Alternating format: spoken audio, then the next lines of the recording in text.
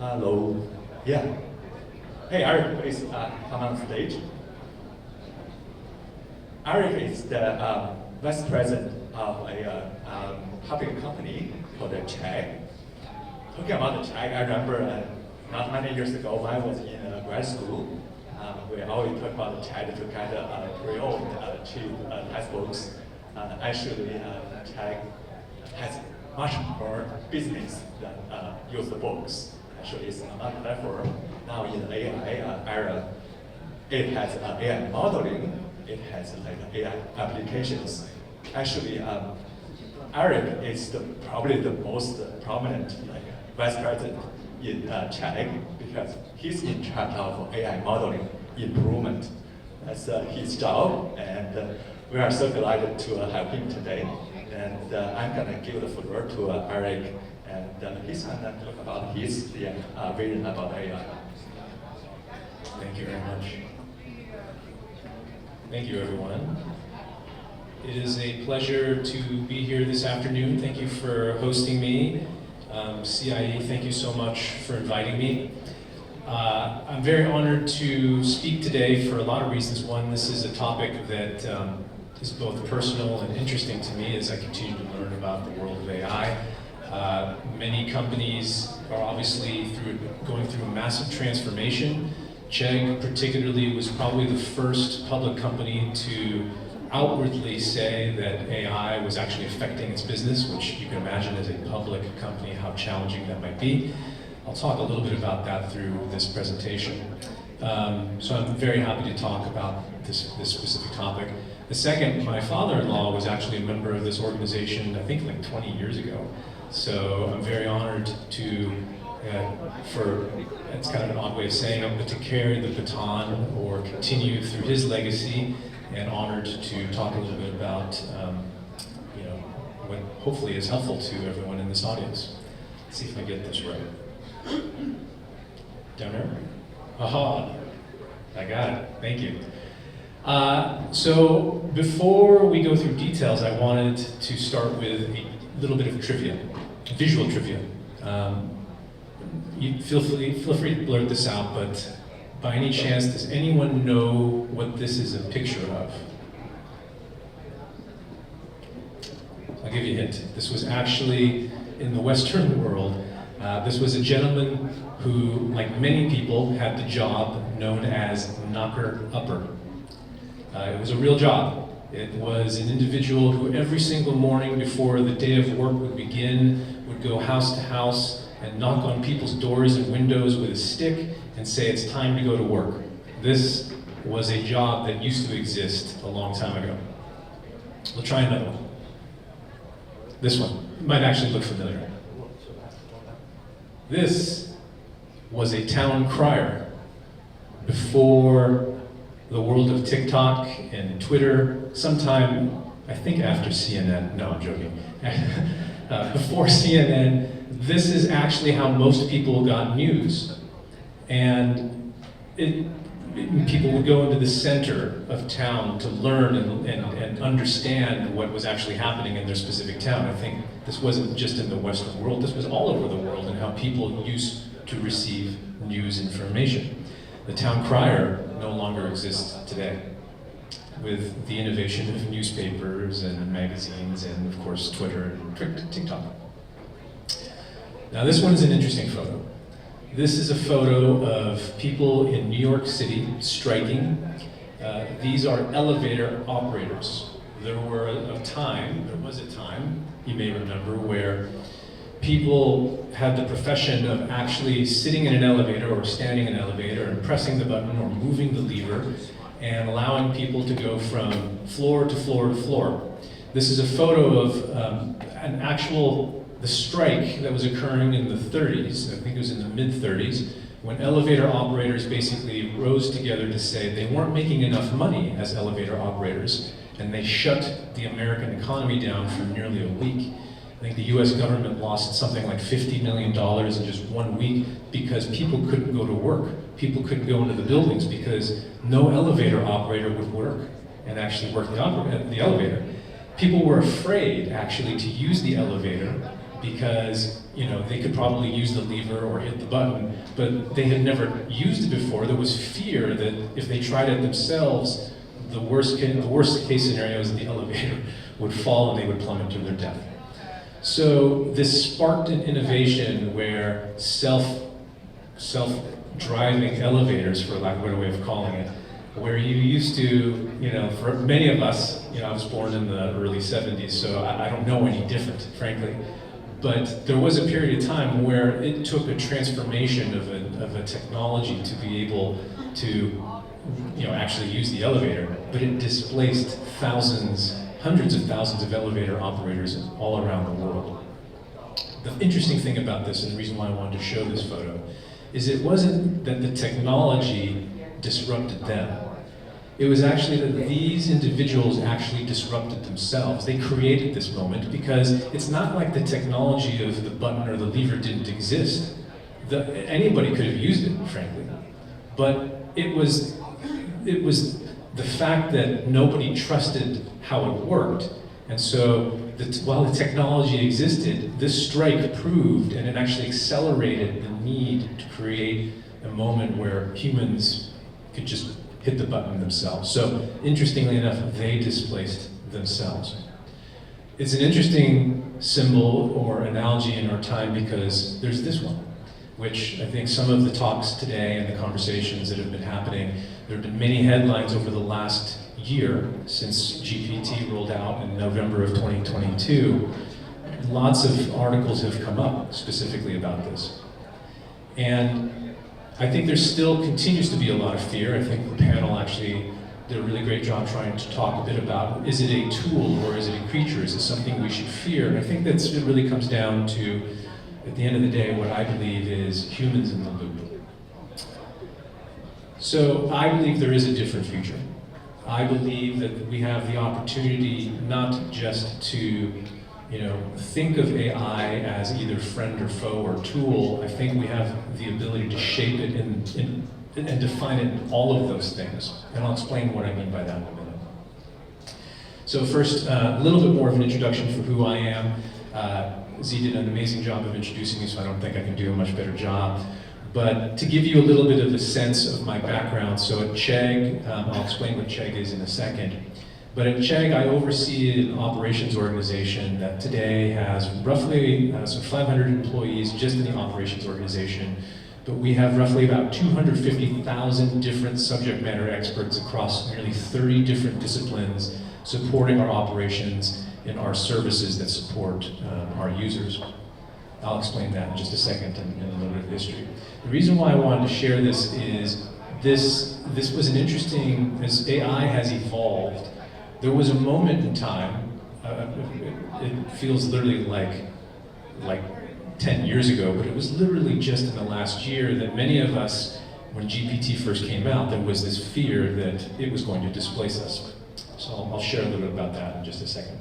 Actually, I think somebody hit the PowerPoint button, just hit there we go. So Chegg, quick background.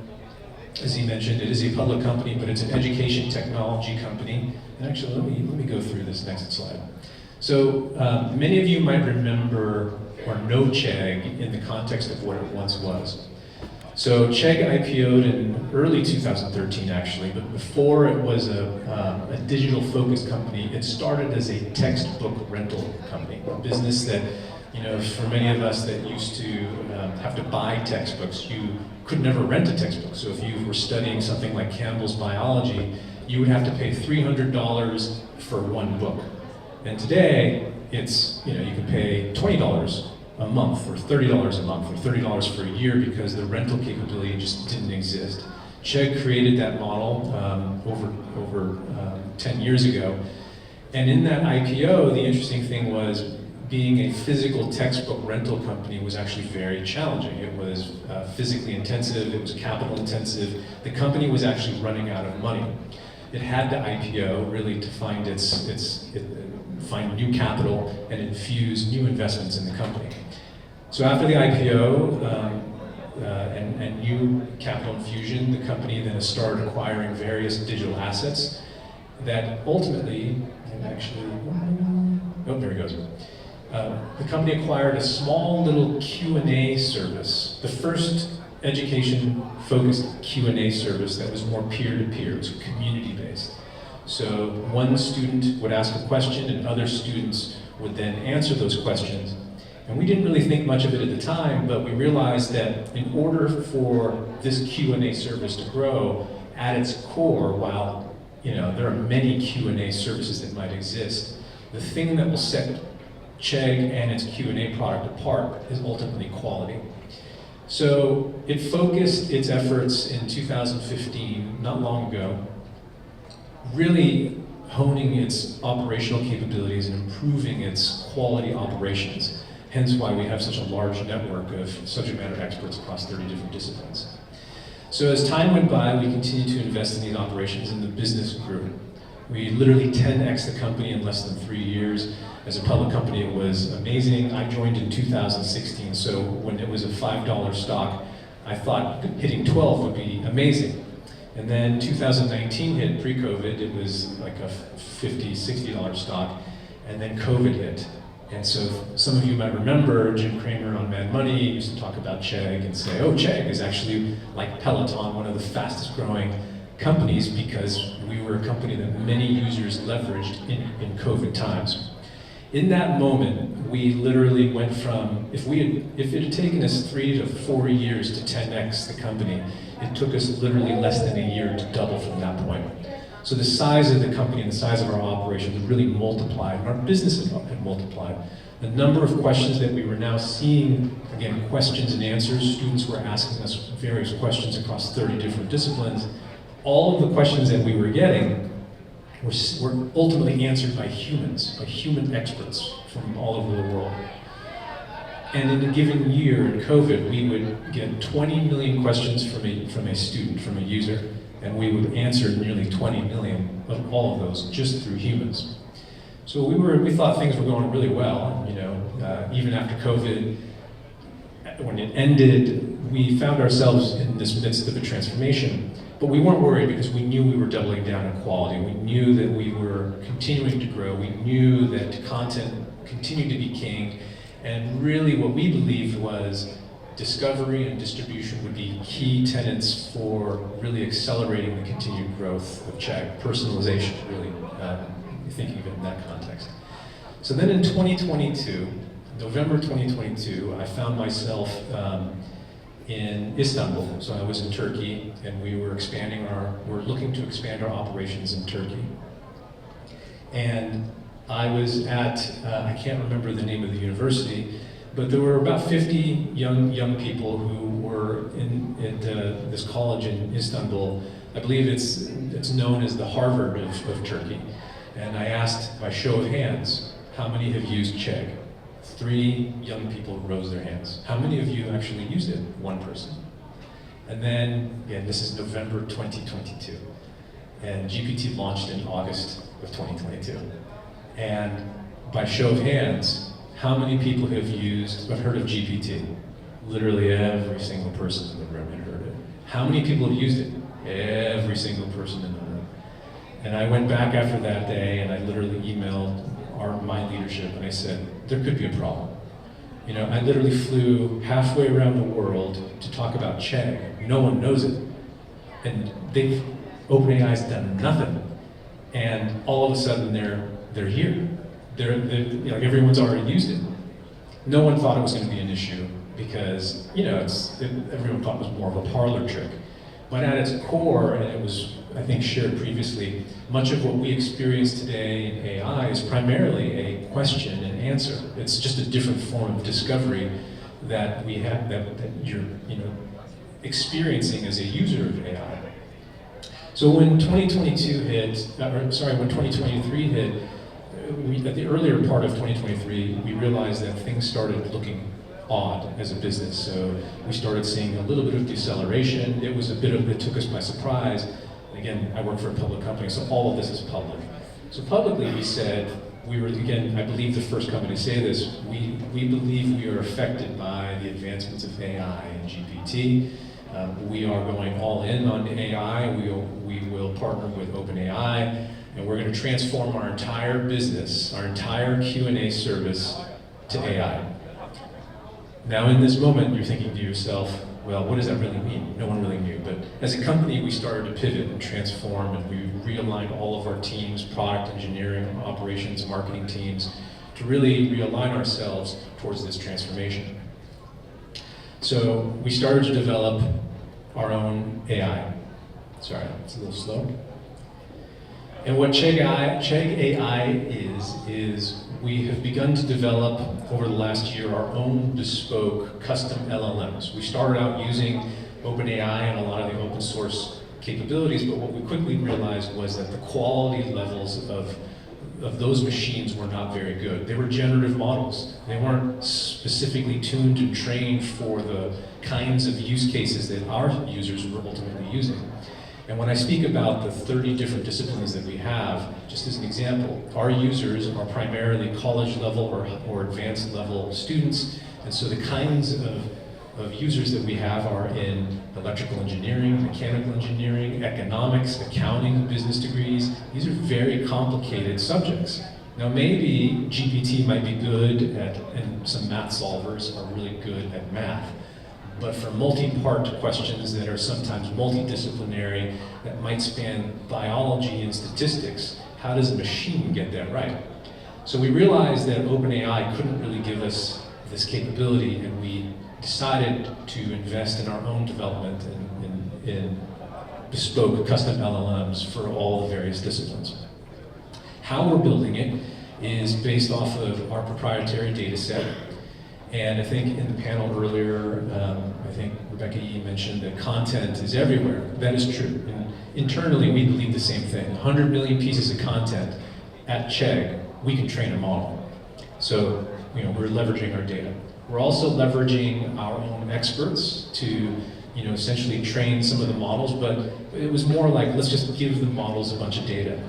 And as we started this process, we started to realize that one of the big challenges, so even though it says that we can get higher quality, I'll explain some of this in just a second, but we believe because of our data set, we could achieve a higher level of quality and a higher level of accuracy because it's bespoke, it's proprietary, it's our own pedagogical data. No one else has what we have, so we can train a model like no one else. We then realized that if we were going to continue to leverage open models or a company like OpenAI, it was going to cost a lot because using their services, you're beholden to their services. So we decided we'd have to build our own entire stack. So this is essentially the foundation of what we've been investing in for the last year. So this is at a high level what it looks like. The full stack end to end. So everything from the data layer all the way up to the front end user experience. These primary layers are driven by its core data set. So the 100 million pieces of content that are across 30 different disciplines. Most of it is structured, so we are leveraging this data to feed it into various types of AI models, open source models like LangChain and other things. We then have our experts try to use that data or restructure that data as necessary in order to feed it into the models. And then our custom LLM is essentially what we call our computational layer. We have, with roughly about 10 to 20 different models, you need the ability of being able to orchestrate which model to use. When you receive a question, you may not necessarily know it's mechanical engineering or a machine that may not necessarily know it's mechanical engineering or electrical engineering, so you have to teach it. So this is what this layer is also about. And then because we have nearly 6 million active users in a given year, we have a lot of user data, so we believe we have the ability to create this personalization experience and create really custom, unique experiences for our users. So when this transformation began, again, I oversee our operations. You think what the future looks like, and this is really how we used to talk about it. The way we talked about our custom AI was that when a user posted a question, again, remember our old world. Our old world was a user would ask a question, and then a human on the other side would nearly synchronously, roughly it's asynchronous, but it was in roughly about 30 minutes, another human would actually answer that question. In this new world, in this new experience, the user would ask a question, and the machine would essentially improve the search and the discovery of that experience and then create a higher level of accuracy in the match, especially using our catalog of our archive of content. And then if it couldn't find that piece of content or recall that piece of content and match it, then it would actually generate a solution. This is the moment where if you're running operations or if you're anybody who was actually in operations or was an expert and a subject matter expert, this is literally what you thought. You thought, that's it. I'm going to be another elevator operator. I'm going to be a knocker upper. Or I'm going to be a, I've got to go find another job. And so the organization started, the emotional roller coaster that many of us were on, like when we read these news articles of software engineering jobs no longer being, something of the future. That was my moment for literally several months. Many folks thought we would have to start looking for jobs, and the person running operations, I thought I would be the first one looking for the job. But the realization was this, which is in this experience, in order for this to truly be accurate, to truly be right, to be correct, to have the highest level of fidelity, I think we talked about truth and facts, and how do you tell a hallucination or something that's completely made up from something that's real. These models are not perfect. And so in order to get there, you actually need humans in the loop to train it, to prove it, to verify it and validate it, and to teach it. Without it, there is no AI. No AI will ultimately be accurate or complete or trustworthy or factual. So we started realizing that we had to think about this in a very different way. Again, in a world where I think many thought that our operations would no longer exist, it actually flipped completely upside down. What I mean by that is this, which is with 100 million pieces of content across 30 different disciplines, when you're looking at a multimodal piece of content, so it could have various artifacts. It could be text-based, it could have a diagram, or it could have an image of a heart, or it could have an accounting table. These models don't necessarily get it right. There's a lot of complexity around the OCRing, but there's a lot of complexity about actually understanding the content that's inside of it.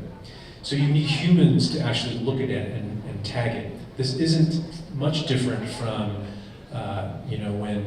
when self-autonomous software was first designed. You had human labelers on the other side looking at what the outputs of the machine was looking at. Was this really a stop sign? You needed a human labeler to look at the photo image and say, confirm, yes, that was a stop sign. If it didn't get it right, then you would say it didn't get it right. Then you would actually have to look at the image and circle and label exactly where that image, where that stop sign actually was. So you still needed a human, and needed to rely on that human to accurately tell you that that was actually a stop sign, to teach the autonomous software to be able to stop at the stop sign. The same holds true for this use case, our use case as well. So imagine mechanical engineering or electrical engineering, and by the way, I forgot to mention that my background's in business, so I'm probably the worst person as it relates to engineering disciplines. But when you have a circuit design, and you have text, and it's a question, and you're asking the machine to answer a question by analyzing the circuit design, what's wrong with the circuit design, can the machine ultimately do that? And the answer is right now, no, not reliably. So you need to have experts actually start teaching the models what is it looking at, and you need to label it. You need a real expert. You can't just have the average person looking at it. You need a real electrical engineer looking at this content. Did the machine get it right? The same holds true for chemistry, accounting.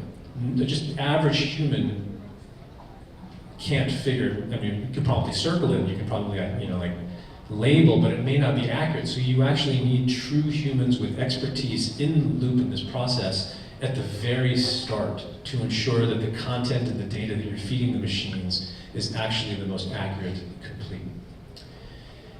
Now, assuming that the AI model can actually generate an output, at the end of that, you still need humans in the loop to QC it and review it. It's not a set it and forget it situation, because no two questions are going to be ultimately alike. and there's personalization. And what that ultimately means from a model perspective is that means there's drift. That means what you trained it with at this moment may actually be different for that moment because it's a different set of variables that actually lead to a different conclusion for that second, for this different question. So you need to now then go back and train the model yet again for that drift of new information. You need expertise yet again in the loop to train and reinforce and fine-tune the models in order to bolster the knowledge of that model. And in our experience, and I shared that one slide previously of the 5-stack layer of our experience. We also recognize that there might be two factors. One, the machine may still get it wrong, in which case you need an escape hatch in an experience. If the AI can't get it right, there needs to be, unlike the elevator, there isn't a person hiding in a compartment in the elevator to hit the button for you. You need a human to help you, especially in a moment for our users. If you ask a machine a question and it can't answer the question, you still need a human in that loop. You need an expert to be able to provide a step-by-step solution in order to support that user. So we recognize that we still need experts to support our users, to support our experience. Oops. And then lastly, I think there was one other that I previously had here, which is you still need experts also moderating it and continuously looking at this loop. This is a loop. It never stops. Because once you train your model once, it's again not a set it and forget it. You need to constantly keep coming back to it. So this new data that these experts are creating, even if they're asking, even if the model can't get it, these new solutions and this new content that these experts are creating then have to go back at the top and be used for training the models. So we realized, as I was explaining just a bit ago, that as part of this transformation, now we realized at this point, well, we don't need experts really forever. You just need it for this moment in time. But once we train the models up to a certain point, you don't really need them. So we thought that our world would look something like this. That our content creation would start to slow down. And this, at some point in the future, there would essentially be the end of expert-created content development. And at some point, experts would then have to just be QCing data.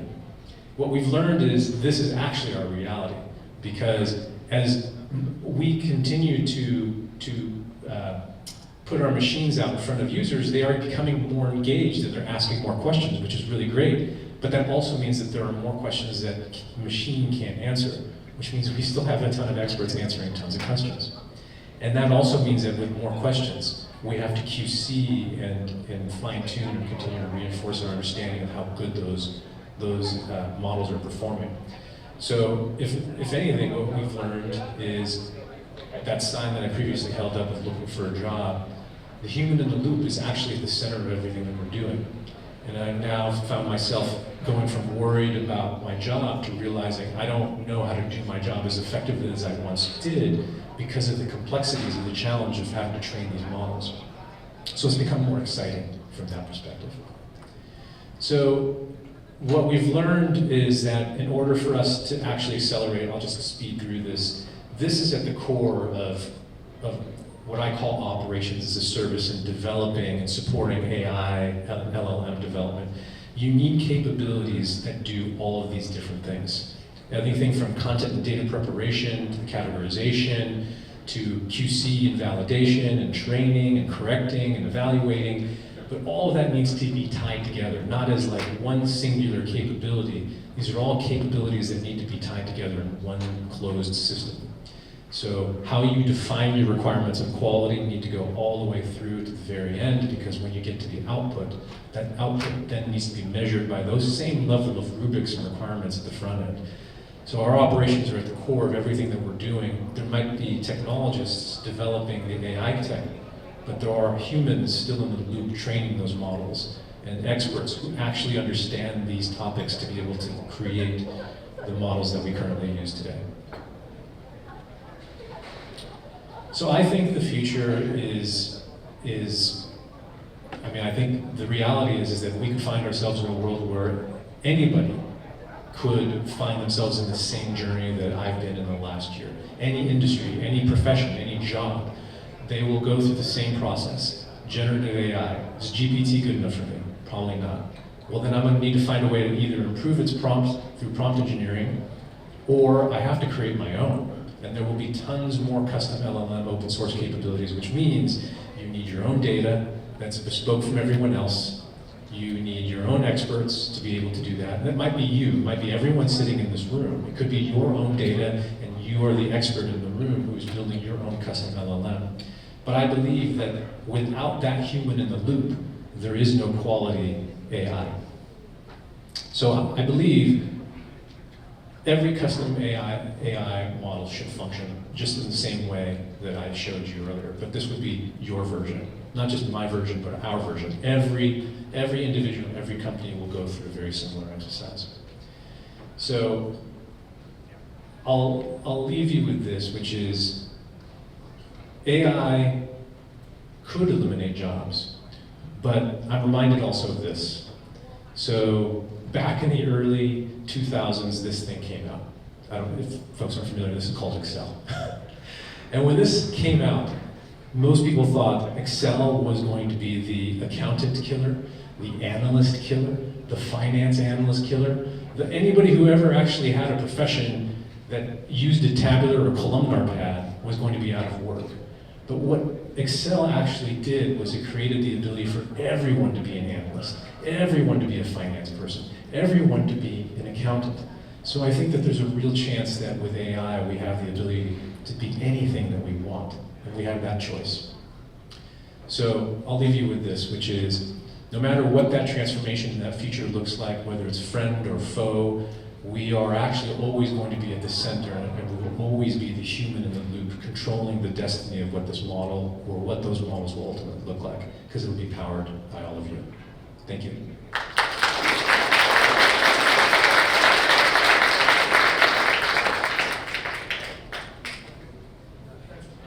Thanks, Erik.